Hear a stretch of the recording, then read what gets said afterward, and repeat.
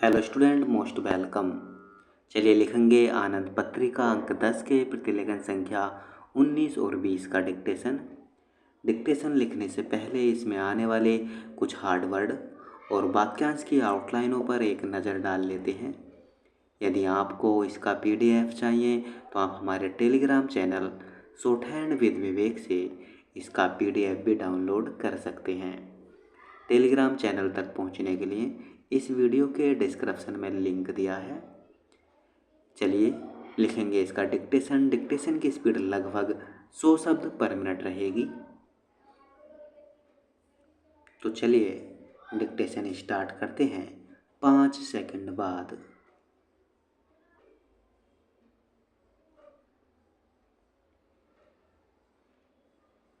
प्यारी बहनों और प्यारे भाइयों, कल हम अपनी स्वतंत्रता की 54वीं वर्षगांठ मनाने जा रहे हैं।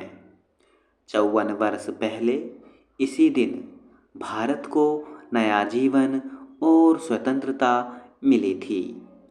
इस खुशी के अवसर पर मैं देश और विदेशों में रहने वाले अपने देश के सभी नागरिकों का अभिनंदन करता हूँ और उन्हें अपनी शुभकामनाएं देता हूँ। यह मेरा सौभाग्य है कि मैं इस शुभ मौके पर अपने विचार आपके सामने प्रस्तुत कर सकूं।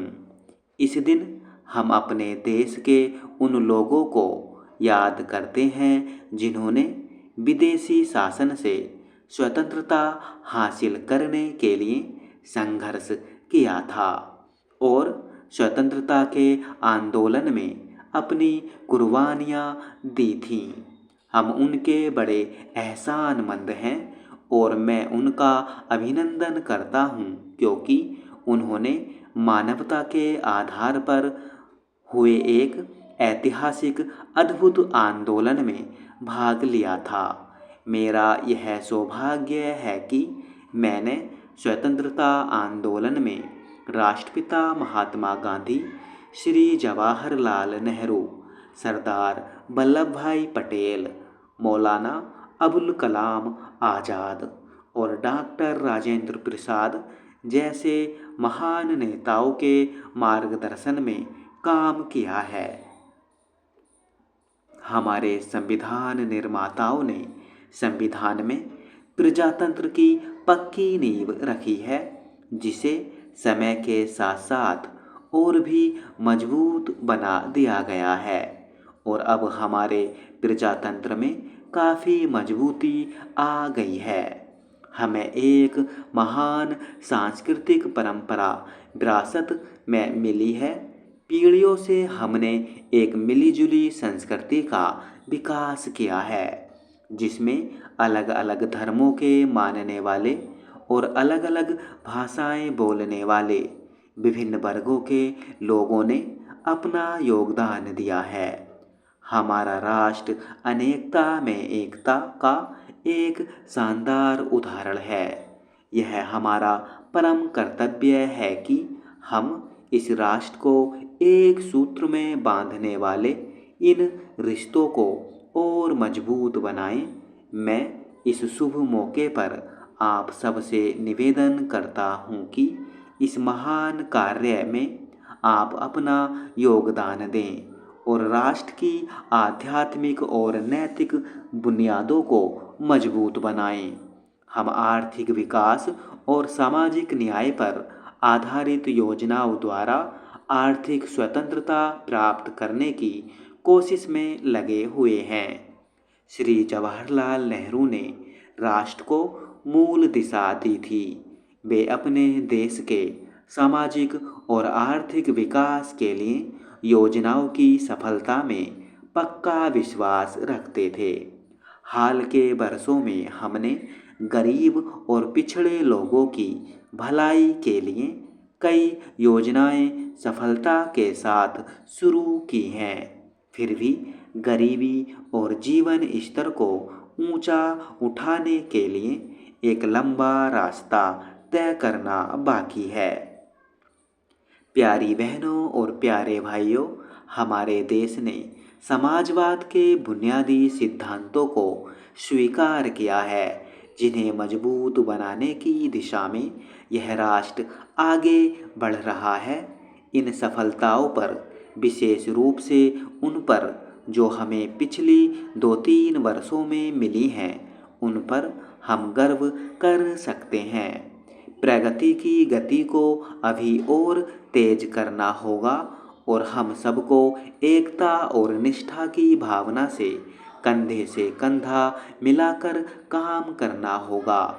हमें उन्नति के रास्ते में अनेक रुकावटों का मुकाबला करना है। यह लड़ाई किसी व्यक्ति विशेष या गुट के विरुद्ध नहीं, बल्कि सांप्रदायिकता, जातिवाद और क्षेत्रीय शक्तियों के विरुद्ध है।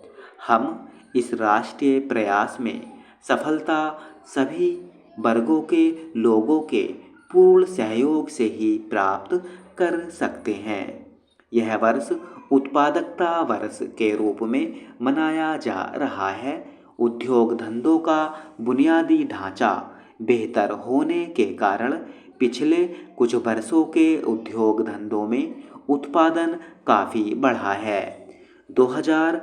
2001 में हमारे देश ने 8% से अधिक औद्योगिक विकास की प्राप्ति की है। यह सब मजदूरों, वैज्ञानिकों और प्रबंधकर्ताओं के सहयोग से ही संभव हो सका है। अनाज के मामले में हमारी खेती का आधार काफ़ी मजबूत हो गया है। यह हमारे देश के काश्तकारों की लगातार मेहनत का ही फल है। उपज बढ़ाने के उनके इस काम में कृषि वैज्ञानिकों और प्रशासकों ने काफ़ी मदद दी है। 2001 में अनाज का उत्पादन आज तक के हुए रिकॉर्ड से पिछले सब वर्षों से अधिक हुआ है। मुझे इस बात में कोई संदेह नहीं है कि उत्पादकता के इस वर्ष में हम उद्योग और खेतीबाड़ी में उत्पादन को और आगे बढ़ाएंगे। भारत को प्रौद्योगिकी के क्षेत्र में दुनिया के प्रगतिशील देशों में गौरवपूर्ण स्थान हासिल है।